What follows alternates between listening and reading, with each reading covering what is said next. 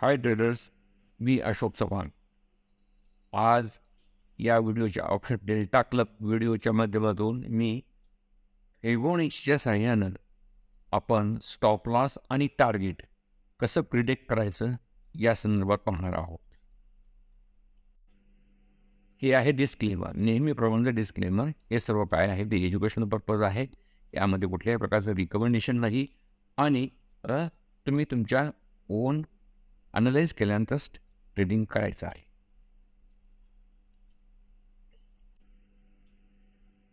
फिबोनाचीमध्ये आपण पाहिलं की पहिल्यांदा आपण पाहू की फिबोनाची ड्रॉ कशी करायची असते. ड्रॉमध्ये असं आहे की एखादी मूव्ह, ही जी मूव्ह आहे या ठिकाणाहून निघालेली ही मूव्ह आहे, याला इम्पल्स मूव्ह म्हणतात. इम्पल्स मूव्ह म्हणजे थोड्या वेळामध्ये उंच गेलेली किंवा लांब गेलेली मूव्ह, त्याला इम्पल्स मूव्ह होतात. आणि या इम्पल्स मूव्हला करेक्शन होतं. करेक्शन म्हणजे ती माघारी येते, रिट्रेस होते, हे अशी माघारी येते. आता ही रिट्रेस झाल्यानंतर ही कुठे थांबेल किंवा कुठे थांबल्यानंतर कुठे जाईल, याचं एक सर्वसाधारण प्रिडिक्शन केलं जातं. पण असं होईलच असं गॅरंटेड कुठेही नाही. या ठिकाणी आपण प्रॉबॅबिलिटी आणि पॉसिबिलिटी यावर संपूर्ण ट्रेडिंग करत असतो. तर आपण ज्या वेळेला आपल्या प्लॅटफॉर्मवरती असणारं जे रिट्रेसमेंटचं टूल आहे, ते टूल मूव्हच्या एंडपासून या ठिकाणी अपपर्यंत मूव्ह गेली आहे तेपर्यंत ड्रॉ केलं तर त्यामध्ये त्या वेगवेगळ्या लाईन्स येतात आणि ते पर्सेंटेज बनतात. म्हणजेच ही मूव्ह जर इथेपर्यंत आली तर ती 50% आलेली आहे. ही मूव्ह जर इथंपर्यंत आली तर 61% आलेली आहे. आणि हीच मूव्ह जर इथेपर्यंत आली ही 38.2% आलेली आहे. या पर्सेंटेजवरून आपण पुढच्या गोष्टी प्रेडिक्ट करत असतो. म्हणजेच सर्वसाधारणपणे एक ट्रेडिंगमध्ये इक्वॅलिटी म्हणून जे असतं त्यामध्ये ही मूव्ह बरोबर ही मूव्ह, या मूव्ह बरोबर ही मूव्ह म्हणजे ही जर समजा 10 पॉईंट असेल तर ही मूव्ह इथून इथेपर्यंत जाईल त्यावेळेला ही 10 पॉईंट असेल. त्याचप्रमाणे ही मूव्ह जर 20 पॉईंट असेल तर ही इथून इथेपर्यंत जाईपर्यंत 20 पॉईंट असेल. तसंच याप्रमाणे ही मूव्ह इथे आली तर ही इथेपर्यंत गेली म्हणजे ही या दोन मूव्ह इक्वल असतात.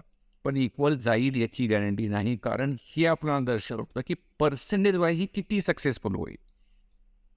म्हणजेच सपोज ही मूव्ह जर 38% रिट्रेस झाली आणि इथूनच वर जायला नाही तर काय आहे की याच्यामध्ये स्ट्रॉंग ट्रेंड आहे आणि ती मूव्ह वर जाण्याची शक्यता, ही शक्यता जवळजवळ ही 38 100 - 38 61% ही मूव्ह वर जाण्याची शक्यता आहे. म्हणजे 10 ट्रेड घेतले आपण तर 10 पैकी 6 ट्रेड हे वर जाऊ शकतात. त्याचप्रमाणे हे 50-50 म्हणजेच सपोज ही मूव्ह इथून वरती जाण्याची पॉसिबिलिटी, प्रॉबॅबिलिटी ही 50% आहे. म्हणजे जर आपण 10 ट्रेड घेतले तर त्या 10 ट्रेडमध्ये ही वर जाण्याची पॉसिबिलिटी, प्रॉबॅबिलिटी ही किती पर्सेंट आहे तर 50% आहे. आणि त्याचप्रमाणे जर ही मूव्ह बरीच खाली आली असेल तर या ठिकाणावरून ही वर जाण्याची प्रॉबॅबिलिटी ही 100 - 61 म्हणजे 38% म्हणजे शक्यता फार कमी आहे.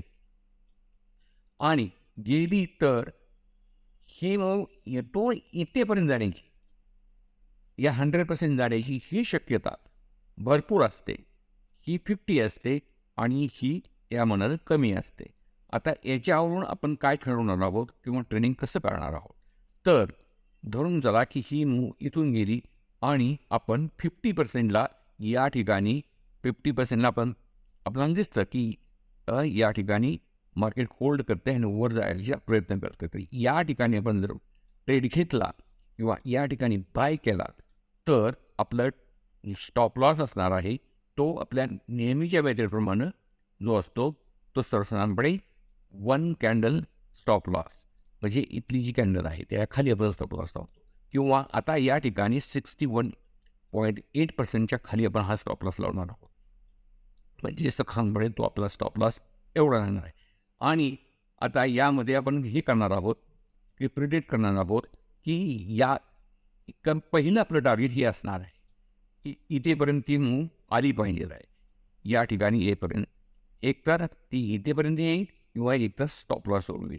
त्यानंतर आपण काय करणार आहोत, सपोज 50% पासून ही मूव्ह हा हाय तोडून वर गेली, तर त्याची दुसरं जे टार्गेट असणार आहे, ते या ठिकाणापर्यंत असणार आहे.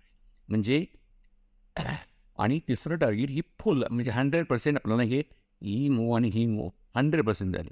आणि त्याप्रमाणे मग आपण आपला स्टॉप लॉस आहे, जर मूव्ह वर गेली तर त्याप्रमाणे स्टॉप लॉससुद्धा वरती ट्रिगर करणार आहोत.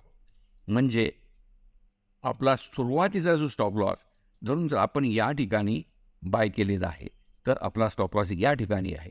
ही मूव्ह जरी ही 38%च्या लाईनवरती जाऊन वर जाऊन टिकली, म्हणजेच इथे ट्रेड करायला लागली, तर आपला स्टॉप लॉस आपण इथून खालून या ठिकाणी म्हणजे तो ब्रेक इव्हन जाणार.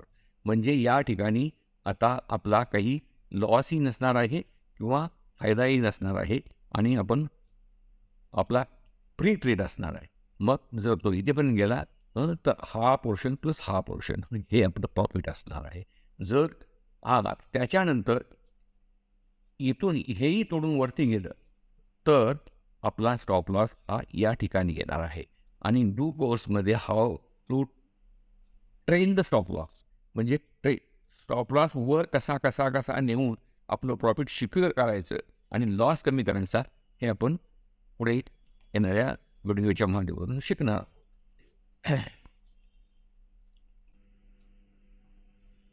जे मी आत्ता काय याच्या अगोदर बोललो होतो हेच आहे.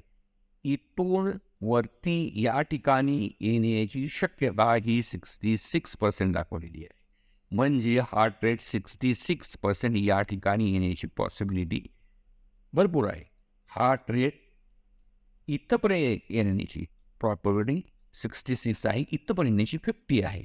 म्हणजे जर आपण 10 ट्रेड घेतले, तर त्यातले 6 ट्रेड इथपर्यंत म्हणजे छोटं प्रॉफिट मिळण्याची शक्यता जास्त असते.